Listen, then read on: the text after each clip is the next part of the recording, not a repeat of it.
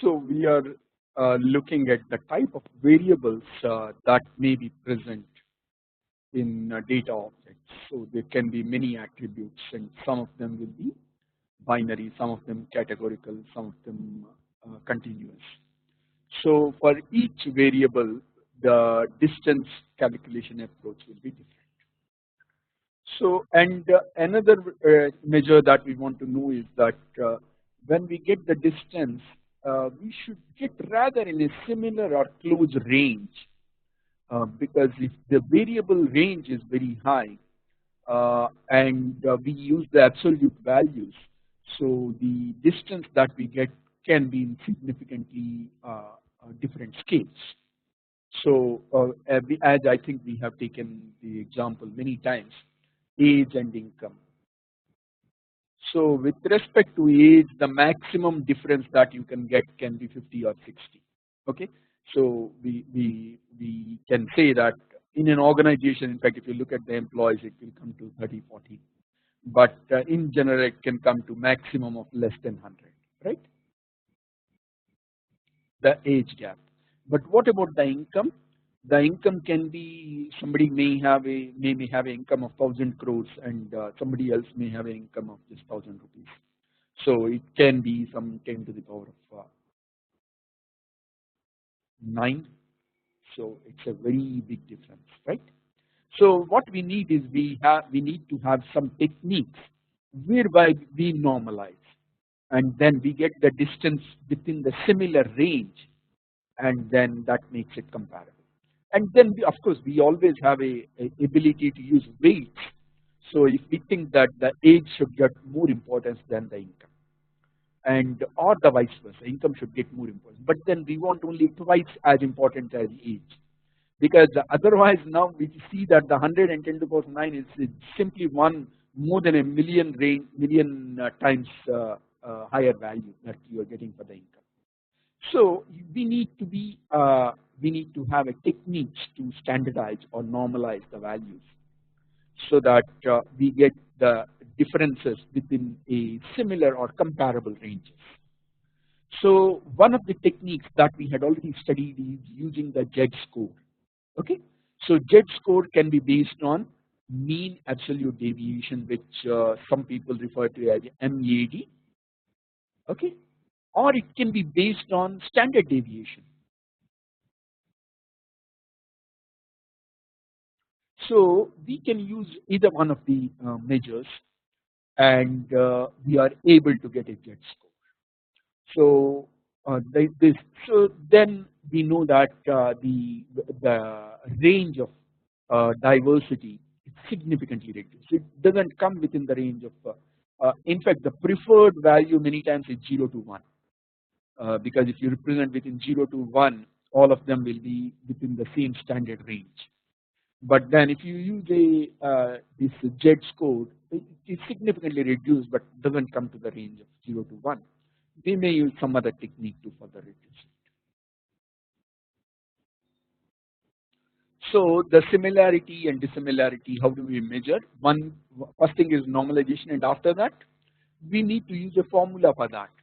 So we can use, we are accustomed to measuring the distances using certain well-known formula, which is called as a Euclidean distance.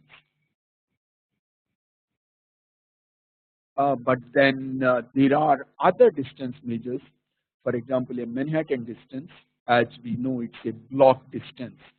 So along each axis you measure the distance and sum of the distance along each axis.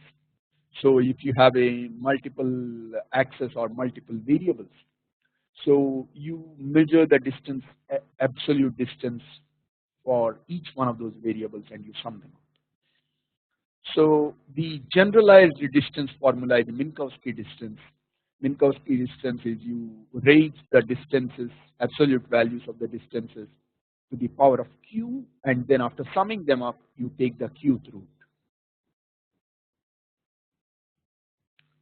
So when we have that q is equal to 2, it becomes a Euclidean distance, and the distances have some properties,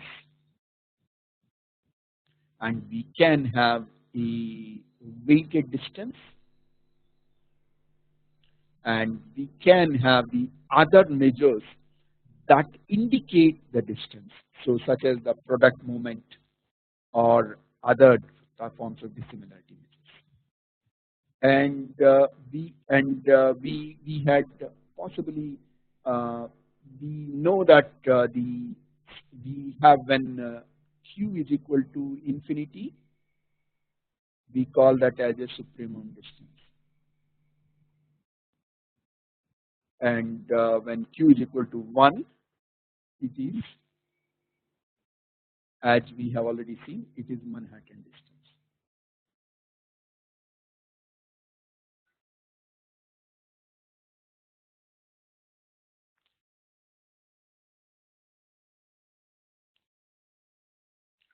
So we can have some of the attributes which are binary. So binary attributes, what do we do?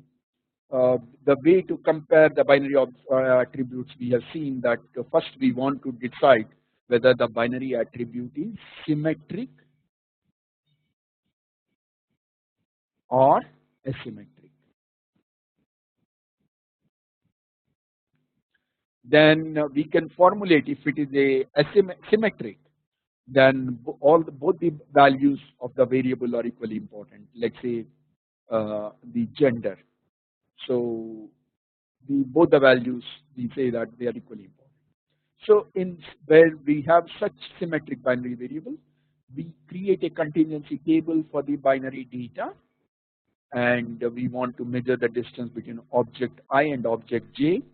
There are total number of p binary variables. So for a number of variables, both the objects have the same value 1. For b, both the objects have same value 0. For b, object j is 0, object I is 1. For c number of variables, object I is 0, object j is 1. So how do we measure the distance? So b is representing a distance and c is representing distance. So this can indicate the distance. So here we get a range of 0 to 1. Then if it is asymmetric, so what we do is that the important point gets 1. 1 is going to be a important value.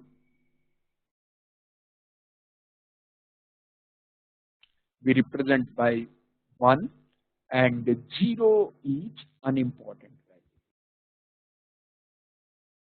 So there can be situations, for example, when it is a medical diagnostic.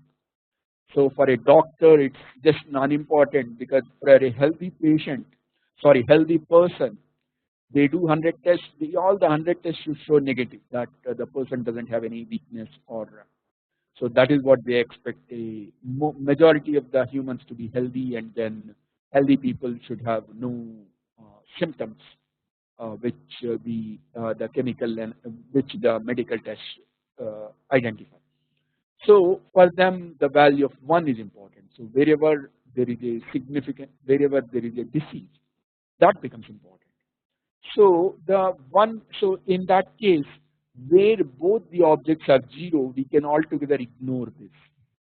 So once we ignore that, so we are ignoring this, then what we get is that the distance becomes b plus c divided by a plus b plus c. So similarly, the similarity will become 1 minus distance, which is a by a plus b plus c.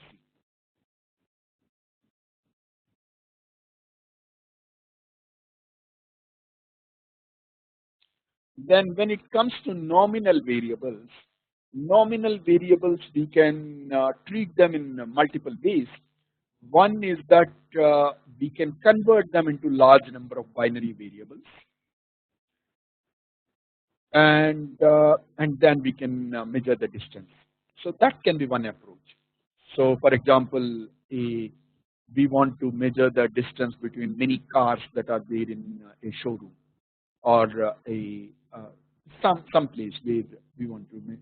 So the thing is that the car color can be green, then blue and red.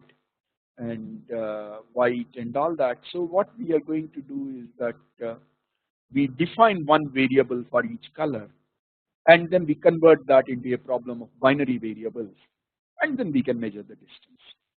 Or other thing is that the other way is that we can still keep it as a multi-value categorical variable, and then we can use this as the distance. So out of the p variables, m are matching. So we say p minus m by p is the distance. So we are going to get the distance either way.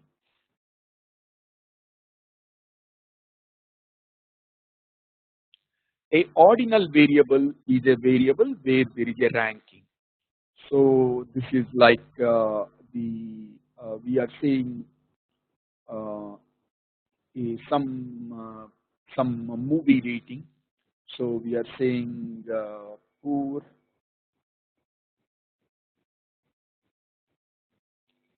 average,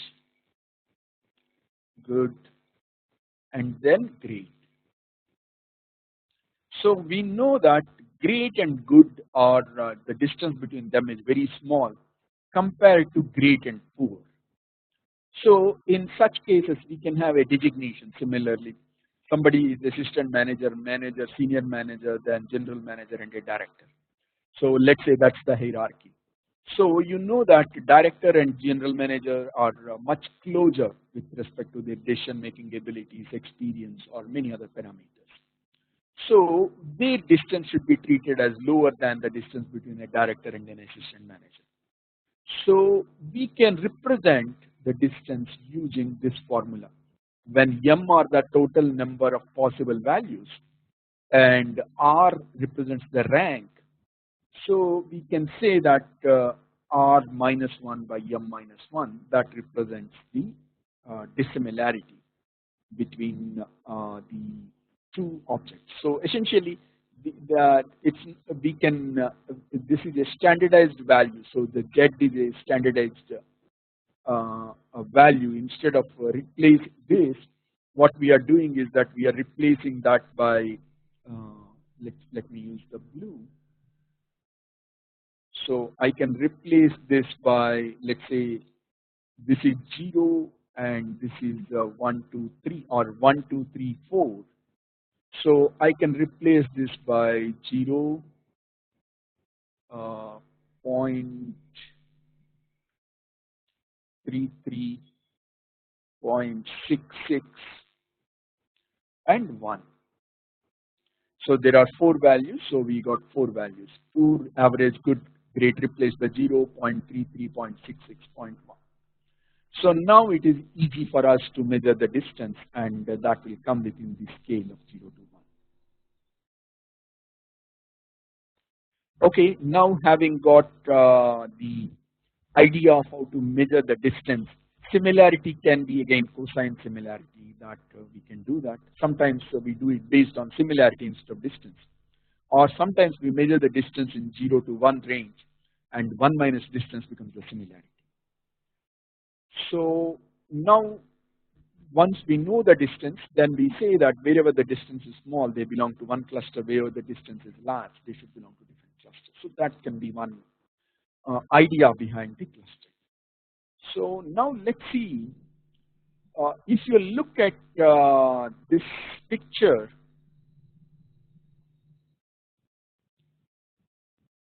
what is the idea you're getting for the number of clusters?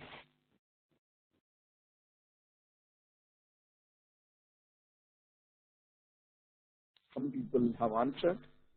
Okay, it can be any number, right? It can be one of you answered 2 and other person can says it can even be 6, right?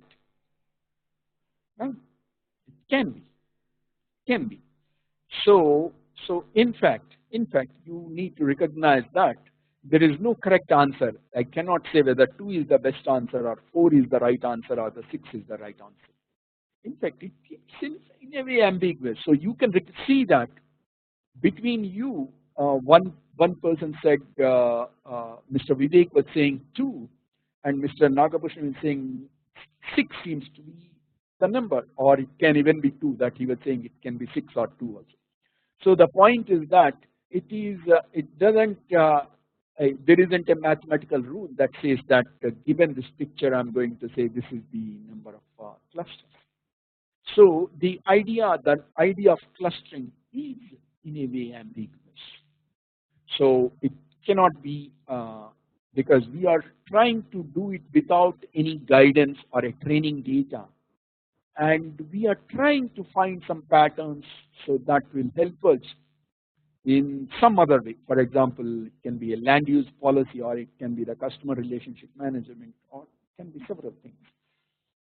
So, but the notion of cluster, the from the basic definition, it's ambiguous.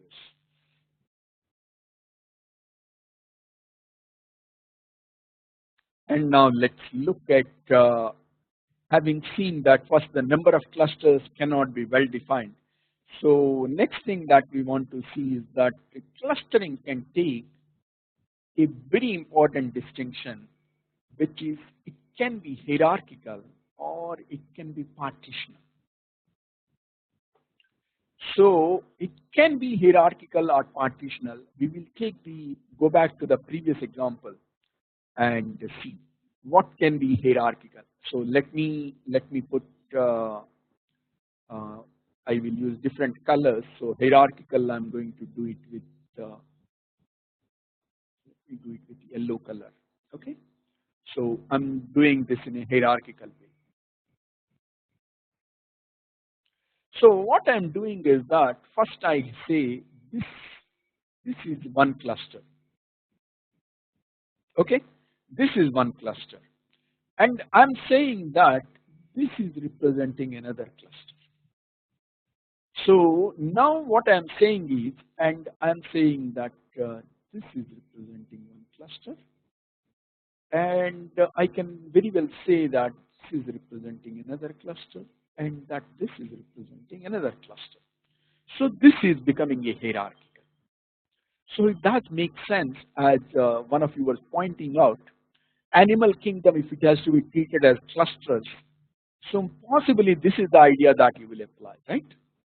So you want to divide them into vertebrates and invertebrates, and within vertebrates you want to divide them into five groups and set n groups, and invertebrates into another set of groups.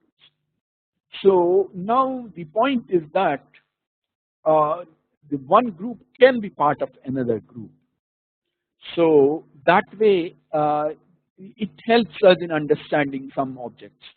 So after all, finally the whole purpose of this analytical task is to get a better insight into the huge data. Otherwise, that seems like that seems to make no sense. As we have discussed, if somebody is presented with 1 million data objects, you will not be able to make any sense unless you can formulate some techniques and rules to create some simplification mechanisms to understand. So you can see that the hierarchical approach is all about, okay, I created some group and another bigger group that includes this group. And I can also have alternately a partitional approach, which I am representing using, let's say, green. I'm saying that this is one partition and this is another partition. That's it. This is partitional approach. There is no overlapping. And this is important in our case for many reasons. For example, customer segmentation. So your organization wants to decide that some customers should be handled by senior relationship manager, and some customers can be managed by a relationship associate, and some customers the CEO directly wants to deal with them. So now you cannot say that there is one customer who belongs to all four groups. The customer is also managed by customer associate, managed by customer manager, managed by senior manager, and so on. So you have to do partitional. So the domain itself is telling you that you have to do partitional clustering. Otherwise, you will not be able to solve the problem. So that represents the broad categorization: hierarchical or partition. So here is a definition which we have already seen. Partitional is non-overlapping subsets. Hierarchical is nested clusters.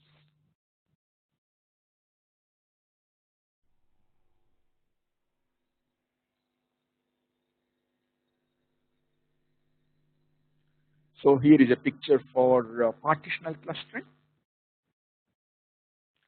So we have a original set of points.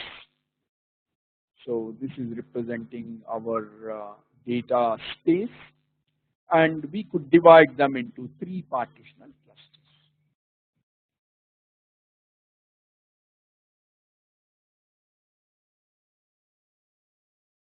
Okay, so essentially 3 clusters.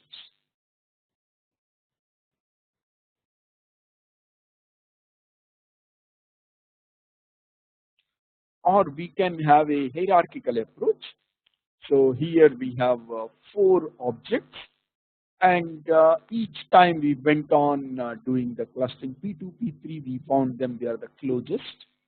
So we created first a P2, P3 into one cluster. Then we joined P4, which is closer to P2, P3. Then P1, which is next closest object to these P1, P2, P3, P4. So this can be represented by a diagram which is referred as dendrogram. So you can see this is the dendrogram. So where there is generally a dendrogram is drawn with a scale that represents, this is let us say a distance of 0.5.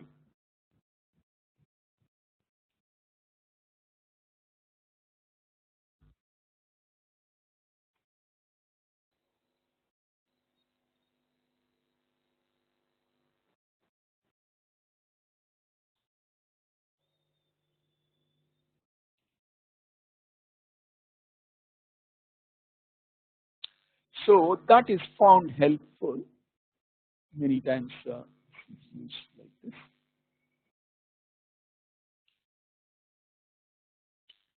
So the dendrogram can tell us at what level of distance.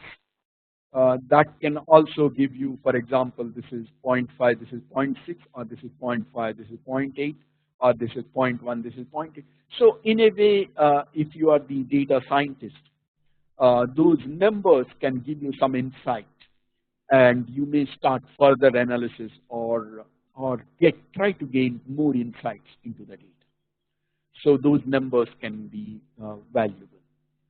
So this can be one hierarchical approach, but again in the hierarchical there are other possible approaches where we create partly partitional, and then the partitions are joined to create hierarchy.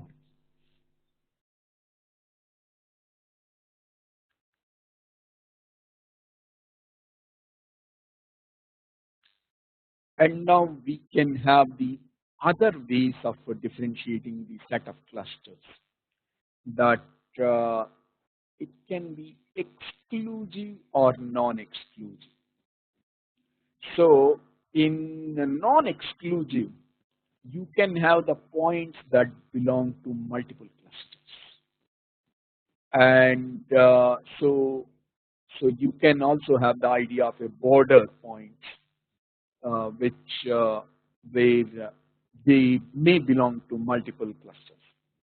It can be a fuzzy or can be a non-fuzzy. So here you can say that a point belongs to every cluster. It's just that the weightage of belonging can be different. And what we do is that we make the weight sum up to 1. And some people refer to that approach as a probabilistic clustering. So saying that you have a 70% probability of belonging to cluster 1, 20% of probability to belong to cluster 2, 10% to cluster 3. All of them together, it becomes 1.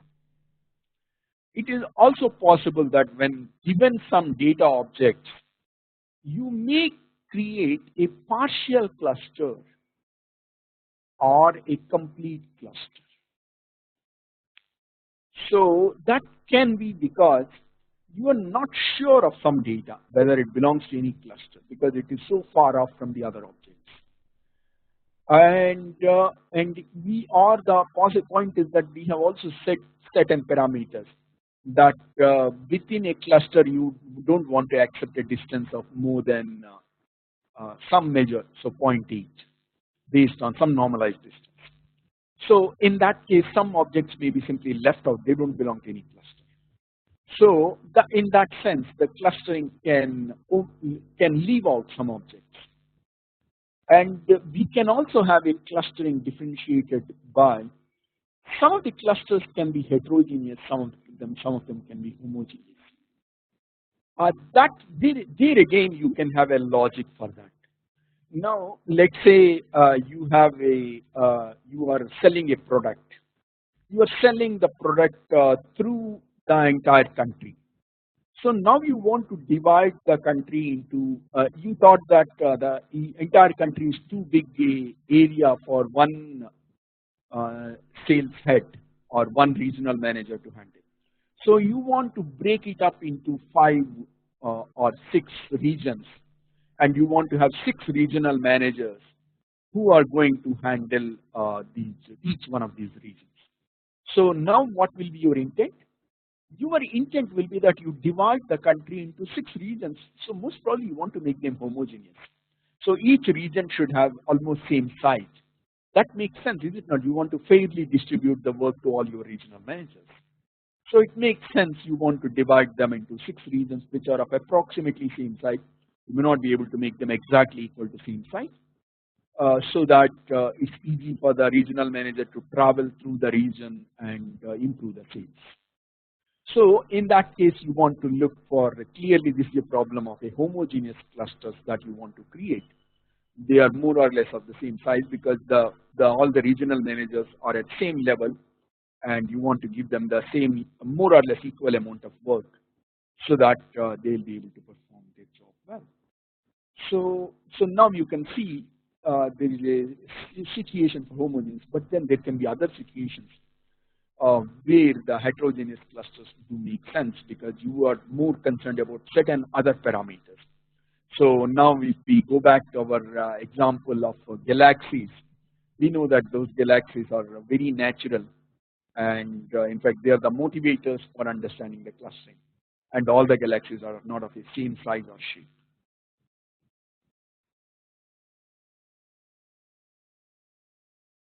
So we can have the other ways of distinguishing the types of the clusters.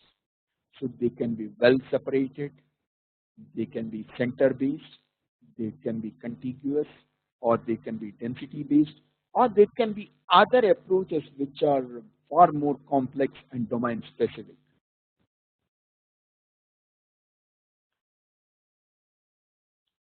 So now let's see a well separated set of clusters. So here any point in the cluster is closer to every other point in the cluster than to any point in any other cluster. Right? So this represents one concept, one basis on which we can do the clustering. Or we can create a center-based cluster. There can be some region while we do that. That is, see, if we do this, what is the advantage? For example, if you position here, get one color. Okay. So let me. Okay, I have.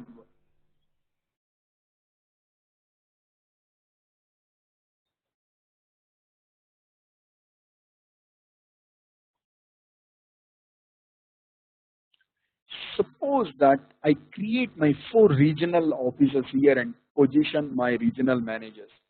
What is the advantage? They need to travel minimum distance to reach their customers, right? So that can be one basis.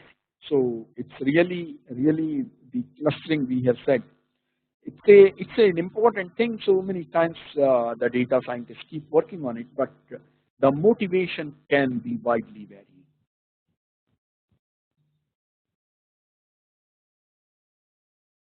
Or we may want to create a contiguity based clusters. So now let us say we have a, a city, and how do you know that a city has ended? Somebody wants to give me an answer.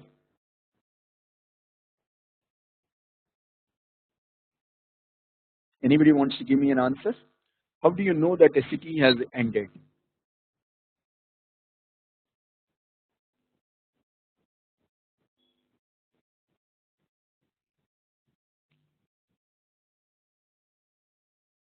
Don't say that. You go to your municipality website and check the map and then decide that the city has come to an end at this point. Nobody has an answer? Nobody is raising hands.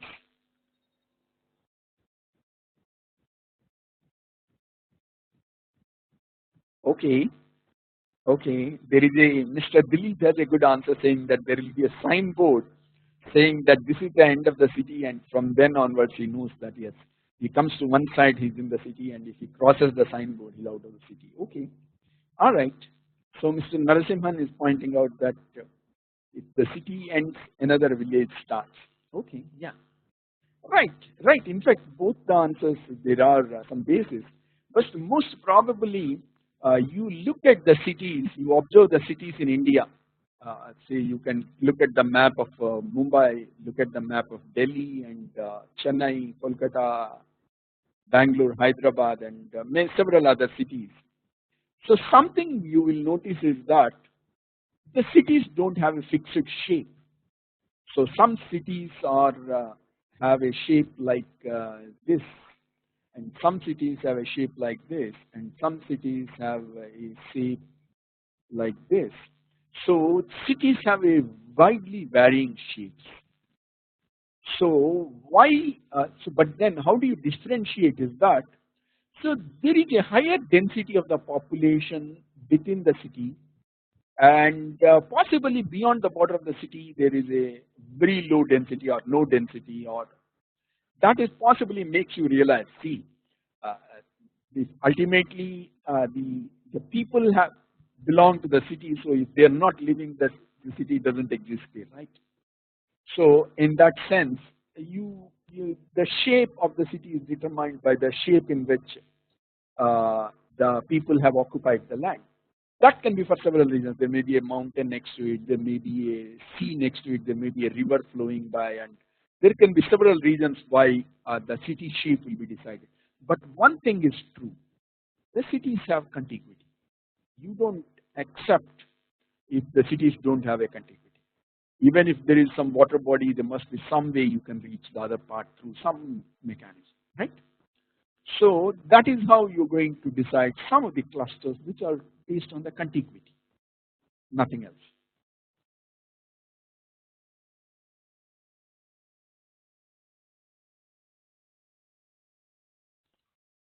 And there can be actually the contiguity has also got some element which is which you can see. How do you know that the city has ended and the village has started? Is that there is a significant change in the density of the population, is it not? In one of the ways in which you can characterize the city is the high density of the population, and you characterize a village is the low density of the population. So a shift in density means that yes, the cluster has ended and another cluster has started, right? So that can be one basis for deciding the cluster.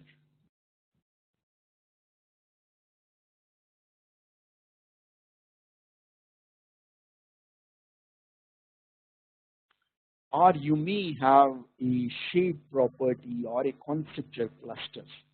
So there can be special situations where you observe for the shapes because you have a clarity with respect to what you are trying to observe. So in that case, it does make sense that you look for a particular property and accordingly you decide.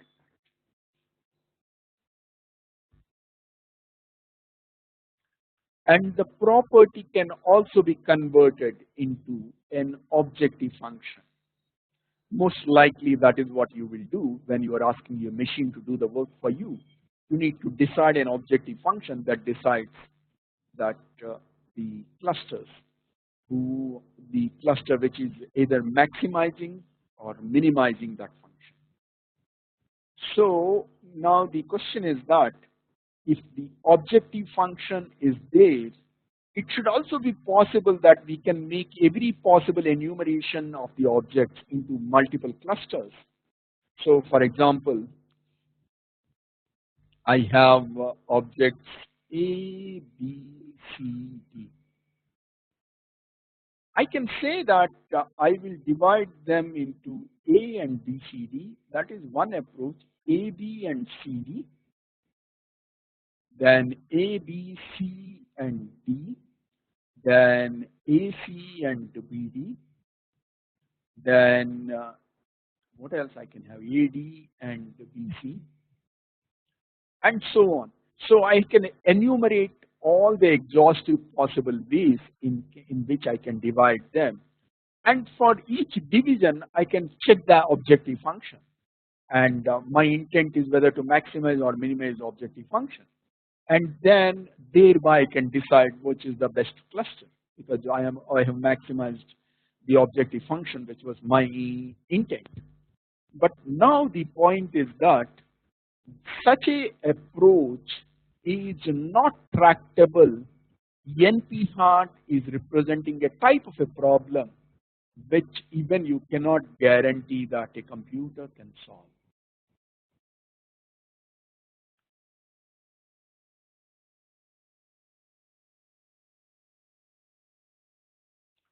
So now for 4 objects, this algorithm worked, but you give it 1,000 objects, the algorithm simply, even a supercomputer will not be able to solve. So that is the challenge we have when we take an approach which is an exhaustive and simply based on an objective function. So we will end up deciding many times a global and local objectives. So if we take a partitional clustering, most likely we will have a global objective, and a hierarchical clustering will have a local objective. And or the other thing is that we can have some statistical or parametric approach to define the objectives.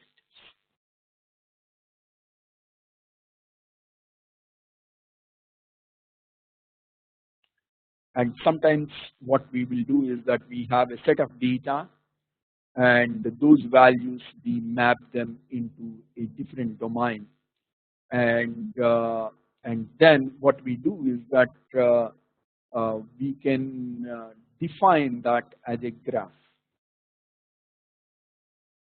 I have these points, I connected them through a graph.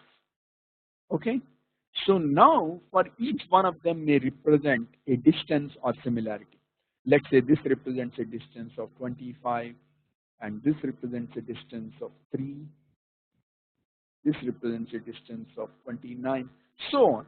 So now what can happen is that I can think of a clustering as dividing this graph through an edge cut, such that the weights of the edges that I have cut have been maximized. So one way I can do so that in each cluster the total weightage of the edges is minimum. So we can define this into a different type of problem, because finally we want a machine to help us solve the problem, and we want to solve the problem for big data, lot of data. If we know that our number of customers will never exceed 100, we probably won't resort to clustering. We will do it manually, and because we know for sure that finally it is 100 objects that we have to deal with. But unfortunately, we don't have that luxury. So we need to depend on the machine to do the problem. And when we get the input data that has to be used for clustering, so these are all the characters that we looked at earlier. So the density, proximity, sparsity, the types, then correlation, the dimensionality, noise, outliers, the types of statistical distributions. All of them are going to be important when we are trying to solve the problem of this. So we will take a break for a couple